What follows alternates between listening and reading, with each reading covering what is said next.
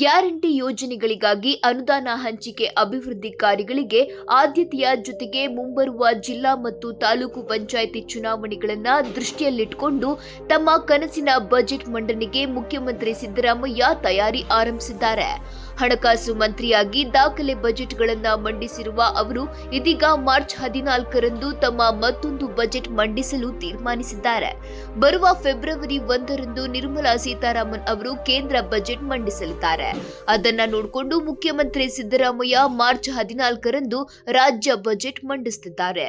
ರಾಜ್ಯ ವಿಧಾನಮಂಡಲದ ಜಂಟಿ ಅಧಿವೇಶನ ಮಾರ್ಚ್ 10ರಂದು ಆರಂಭವಾಗಲಿದೆ. ರಾಜ್ಯ ಸರ್ಕಾರದ ಮಹತ್ವಾಕಾಂಕ್ಷೆಯ ಗ್ಯಾರಂಟಿ ಯೋಜನೆಗಳಿಗಾಗಿ 56,000 ಕೋಟಿ ತೆಗೆದಿರಿಸಬೇಕಾದ ಒತ್ತಡಕ್ಕೆ ಸಿಲುಕಿರುವ ಮುಖ್ಯಮಂತ್ರಿ ಸಿದ್ದರಾಮಯ್ಯ ಈ ಬಾರಿ 4 ಲಕ್ಷ ಕೋಟಿ ಗಾತ್ರದ ಬಜೆಟ್ ಮಂಡಿಸುವ ಸಾಧ್ಯತೆ ಇದೆ.